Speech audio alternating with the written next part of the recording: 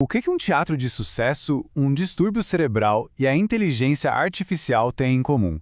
Parece uma pergunta meio maluca, né? Mas a resposta, olha, tá num desafio que é universal. Como encontrar um sinal claro no meio de um mundo tão barulhento? Hoje, a gente vai decodificar justamente isso, como processamos informações tanto dentro da nossa mente quanto nas nossas cidades. Para começar, vamos falar do DEPAC. Pensa nele como uma grande antena. Uma antena que processa sinais culturais. Ele capta apresentações, música, arte e transmite tudo isso para milhares de pessoas. E ao fazer isso, gera um sinal econômico super potente. E agora a gente faz um pivô. Uma sigla praticamente idêntica, TEPAC, nos leva de um palco todo iluminado para o complexo Teatro da Mente Humana. Um lugar onde o desafio de processar sinais é muito mais pessoal e, para algumas pessoas, uma luta diária. Como é que essas duas coisas se conectam? É o que vamos descobrir. Então, o nosso roteiro é este aqui. A gente começa com um desafio dentro do cérebro, depois parte para uma solução de tecnologia de ponta, na sequência a gente volta para decodificar um sinal econômico e, no final, junta tudo num tema só. Vamos lá, mergulhando na primeira metade do nosso quebra-cabeça. O incrível desafio que é processar os sinais auditivos dentro do cérebro humano. Olha, a questão aqui é a seguinte. No TPC, o hardware, ou seja, os ouvidos, está funcionando perfeitamente. O problema é no software, lá no cérebro. É como se ele fosse um mixer de som com defeito que simplesmente não consegue separar a voz do ruído de fundo.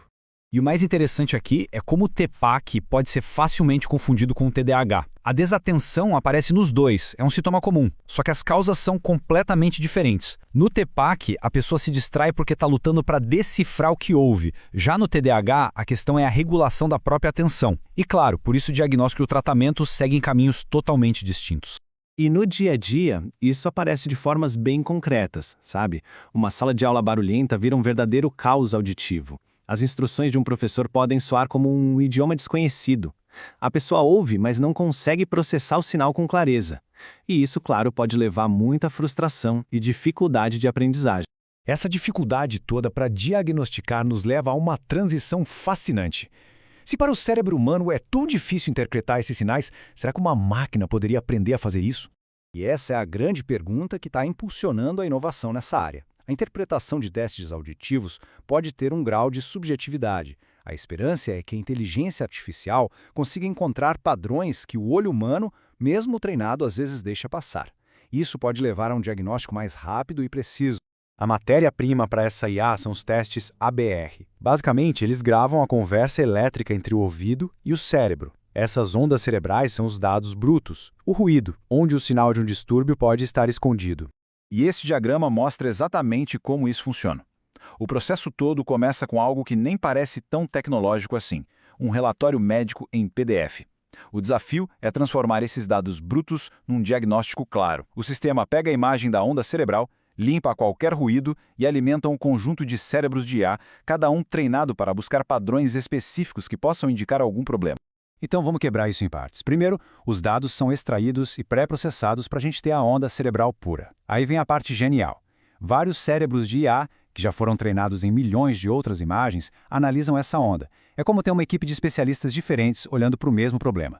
Cada um extrai características únicas. E no final, um juiz de IA junta todas essas opiniões e dá o veredito, normal ou anormal. E os resultados são impressionantes.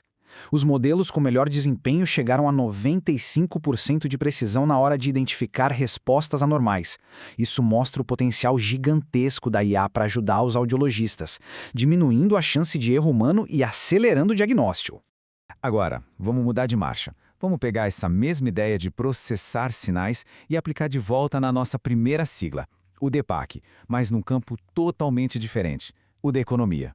A analogia aqui é direta. Em vez de ondas cerebrais, estamos olhando para ondas de gastos.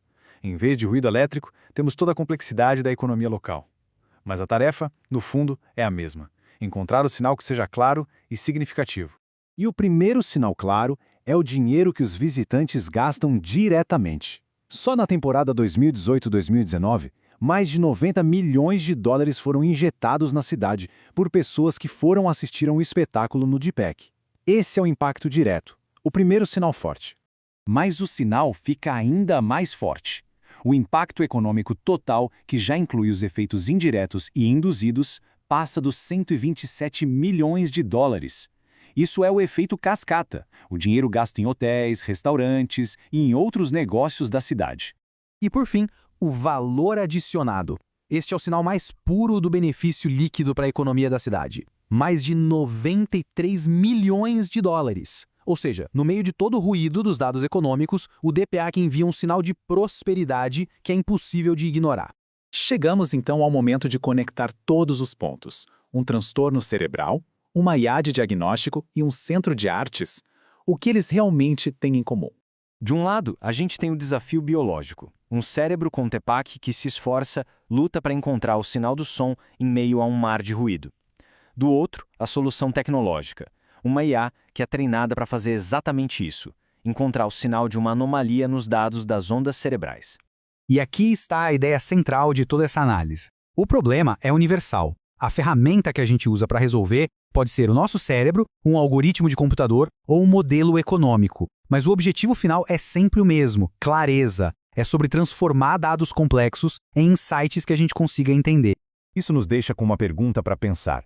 Dos padrões do clima aos mercados financeiros, passando pela complexidade da nossa saúde, o mundo está cheio de dados ruidosos.